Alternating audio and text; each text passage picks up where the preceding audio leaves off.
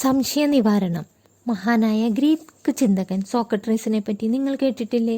ഒരു ദിവസം സംശയ നിവാരണത്തിനായി ഒരു യുവാവ് അദ്ദേഹത്തിൻ്റെ അടുക്കൽ ചെന്നു. അയാൾ സോക്രട്ടീസിനോട് ചോദിച്ചു, ഗുരു, ലക്ഷ്യത്തിലെത്തിച്ചേരണമെങ്കിൽ നമ്മുടെ ആഗ്രഹങ്ങൾ എത്രത്തോളം വലുതായിരിക്കണം?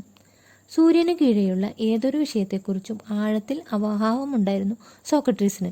തന്നോട് സംശയ നിവാരണത്തിനായി വരുന്ന ആളുകളോട് ചോദ്യങ്ങൾ ചോദിച്ച് അവരുടെ ജിജ്ഞാസ വർദ്ധിപ്പിക്കുകയും സ്വയം ഉത്തരം കണ്ടെത്താൻ അവരെ പ്രേരിപ്പിക്കുകയും ചെയ്യുന്ന രീതിയായിരുന്നു സോക്രട്ടീസ് വിവരവ്യാപനത്തിന് സ്വീകരിച്ചിരുന്ന രീതി.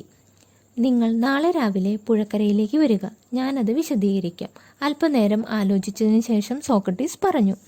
പിറ്റേ ദിവസം സോക്രട്ടീസ് പറഞ്ഞ സമയത്ത് തന്നെ യുവാവ് പുഴക്കരയിലെത്തി. യുവാവ് എത്തുമ്പോൾ സോക്രട്ടീസ് കുളിക്കുകയായിരുന്നു.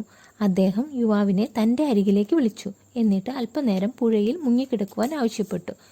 യുവാവ് പുഴയിൽ മുങ്ങാനായി കുനിഞ്ഞതും സോക്രട്ടീസ് യുവാവിനെ വെള്ളത്തിൽ താഴ്ത്തിയതും ഒരുമിച്ചായിരുന്നു. ആ പ്രവൃത്തി തികച്ചും അപ്രതീക്ഷിതമായതിനാൽ യുവാവിന് ഒന്നും ചെയ്യാൻ സാധിക്കുമായിരുന്നില്ല. യുവാവ് വെള്ളത്തിൽ കിടന്ന് കൈയും കാലും ഇട്ടടിച്ചു. ആ കെണിയിൽ നിന്ന് രക്ഷപ്പെടാൻ അയാൾ തൻ്റെ കഴിവിൻ്റെ പരമാവധി ശ്രമിച്ചു നോക്കി. പക്ഷേ രക്ഷപ്പെടാൻ സാധിക്കുന്നില്ല. ഒടുവിൽ അയാൾ തൻ്റെ സർവ്വശക്തിയും സംഭരിച്ച് ഒരു കുടച്ചിൽ. സോക്രട്ടീസിൻ്റെ പിടി അയാളുടെ ദേഹത്ത് നിന്ന് വഴുതി മാറി. അത്രയും സമയം മതിയായിരുന്നു അയാൾക്ക്. അയാൾ ഒരു വിധത്തിൽ നീന്തി കരയിലെത്തി. എന്താണ് സംഭവിച്ചതെന്ന് മനസ്സിലാക്കാതെ അയാൾ സോക്രട്ടീസിൻ്റെ മുഖത്തേക്ക് ആശ്ചര്യത്തോടെ നോക്കി.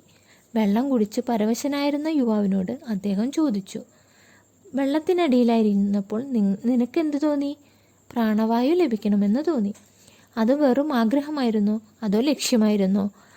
അതില്ലെങ്കിൽ മരിച്ചു പോകുമെന്ന് തോന്നി. എന്തു വില കൊടുത്തും അത് നേടിയെടുക്കാൻ തയ്യാറായി. സോക്രട്ടീസ് ചിരിച്ചുകൊണ്ട് പറഞ്ഞു, അതെ, നിങ്ങൾക്കപ്പോൾ നിങ്ങളുടെ സംശയത്തിന് ഉത്തരം കിട്ടിക്കാണുമല്ലോ.